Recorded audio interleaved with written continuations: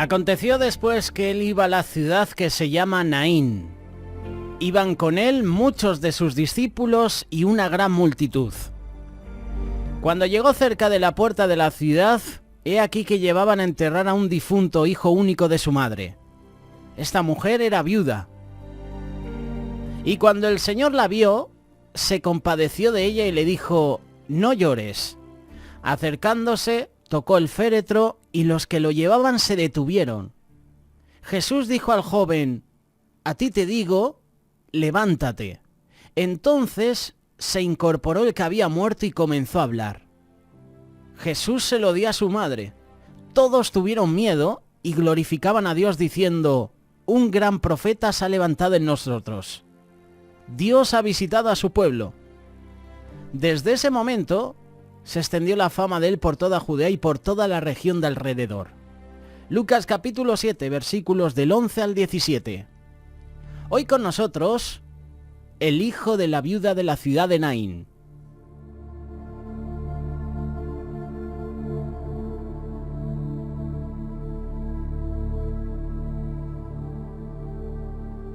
Aconteció después que él, Jesús, iba a la ciudad que se llama Naín. Iban con él muchos de sus discípulos y una gran multitud. Versículo 11. Esta historia nos cuenta que el Señor Jesús se dirigía a una ciudad acompañado de dos grupos diferentes.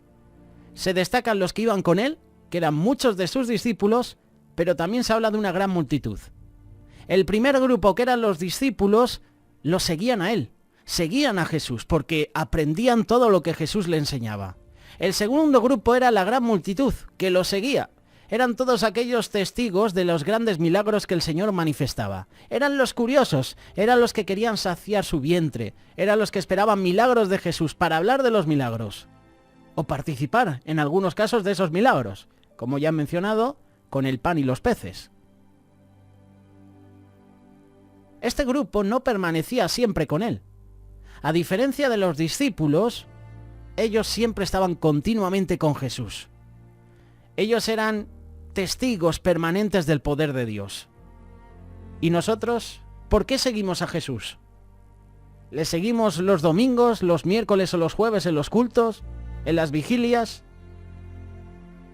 ¿Le seguimos como ese segundo grupo, por curiosidad, porque puede saciar mi vientre?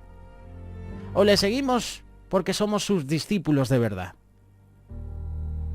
¿A qué grupo pertenecemos? Si a los discípulos que permanecen continuamente en comunión con el Señor para aprender más de Él, o a las multitudes que se convierten en simples simpatizantes del poder de Dios. Pero claro, ese segundo grupo, esos simpatizantes, no quieren asumir el desafío de ser discípulos del Señor. Señor, yo te sigo, veo que haces muchos milagros, pero no estoy dispuesto a pagar el pato. No estoy dispuesto a poner la otra mejilla. A este último grupo sería bueno agregar que muchos tienen interés en el que el Señor se comprometa con ellos para bendecirles en todo.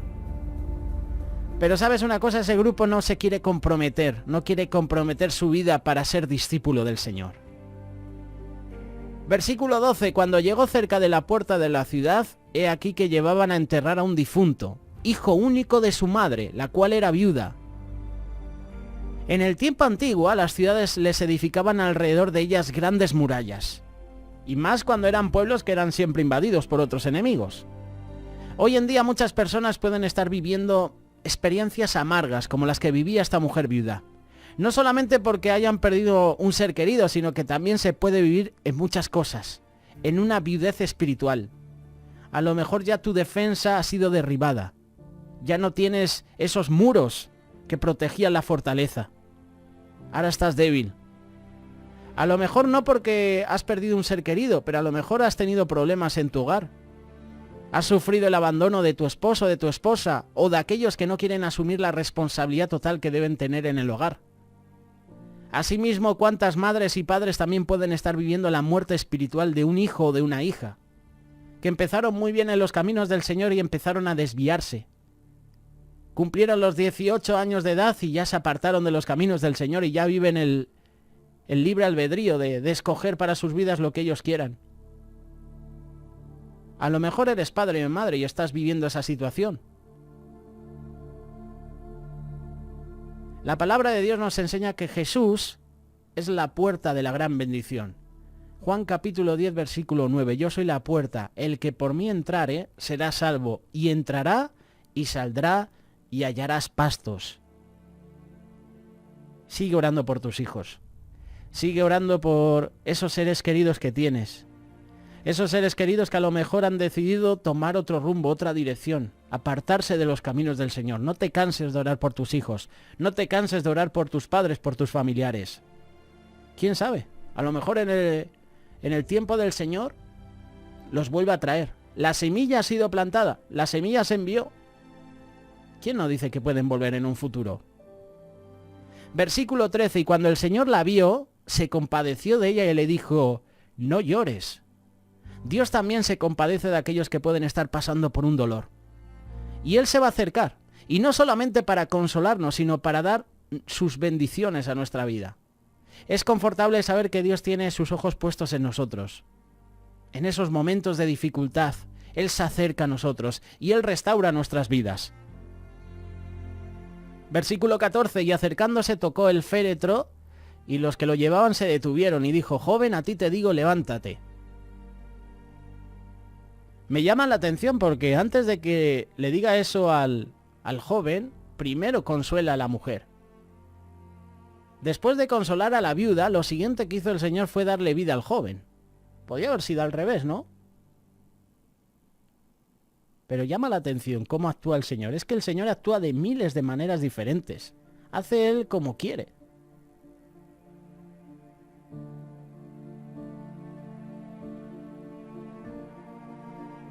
Consuela la vida y lo siguiente que hace Jesús es darle vida al joven, dándole así una nueva oportunidad, devolviéndosela a su madre y restaurando nuevamente aquel hogar. La tristeza se convirtió en alegría. Versículo 15, entonces se incorporó el que había muerto y comenzó a hablar, y lo dio a su madre. Y hoy Jesús desea hacer lo mismo. Hoy Jesús desea restaurar las vidas, las familias que este mundo venía destruyendo y acabando. Aquella nueva vida es la mejor oportunidad que Dios nos está brindando por medio de su Hijo Jesús. Versículo 16. Y todos tuvieron miedo y glorificaban a Dios diciendo, un gran profeta se ha levantado entre nosotros y Dios ha visitado a su pueblo.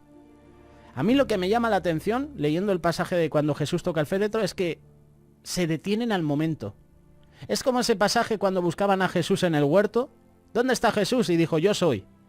Y todos cayeron a tierra. Pues pasa aquí lo mismo, la autoridad que tiene Jesús.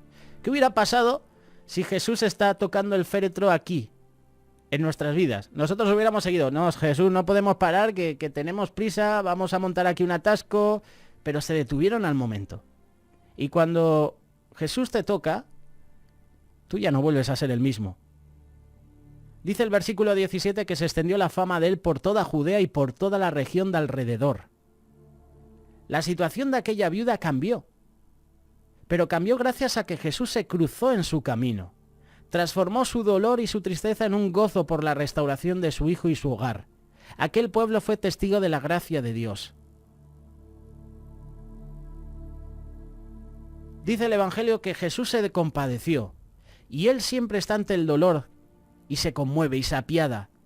Pero para mayor precisión, lo que hace el Señor es sentir compasión y lástima. Pero ¿sabes una cosa? Yo entiendo que si Jesús lo hizo, nosotros también tenemos que tener compasión por los demás, por esas personas que están en tristeza, por esas personas que están viudas. Por eso Jesús te está diciendo, no llores. ¿Se puede decir no llores a alguien que se le ha partido el corazón? ¿A alguien que ha perdido a un hijo, a un familiar, a un ser querido? ¿No llores? Llorar no es solo derramar lágrimas, especialmente cuando lloramos por un suceso desgraciado como este. Llorar es lamentarlo, es sentirlo en tu corazón profundamente, sobre todo cuando hemos perdido una vida muy querida, un amigo, un familiar. Perder es algo que tiene que dejar a una persona tocada. No llores. Aquí el Señor está diciendo, ten confianza. Ten fe. También es un mensaje para el que no tiene fe. para el que ha perdido toda esperanza. No dudes. Yo puedo hacer milagros en tu vida. Si creemos, ¿por qué lloramos? ¿Acaso no creemos en la infinita bondad del Señor?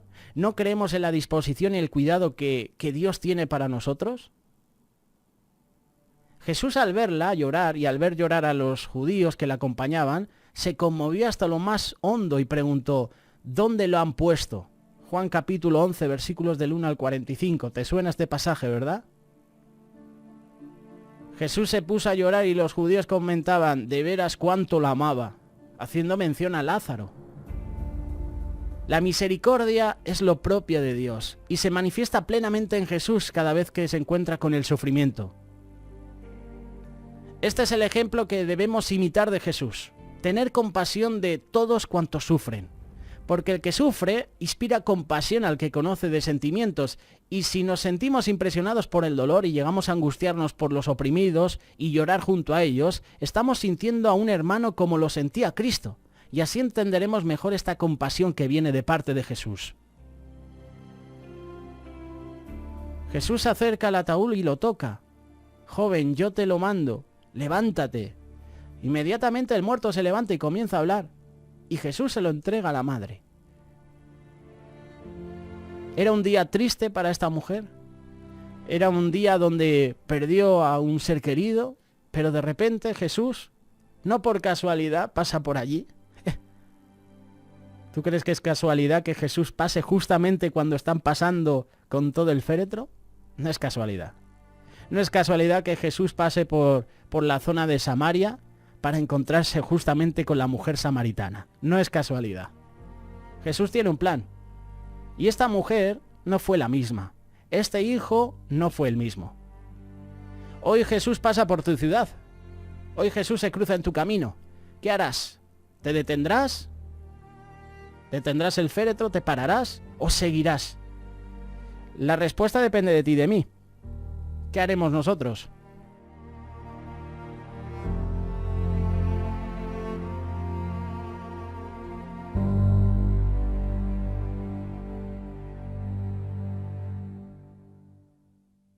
Radio Solidaria, una radio comprometida.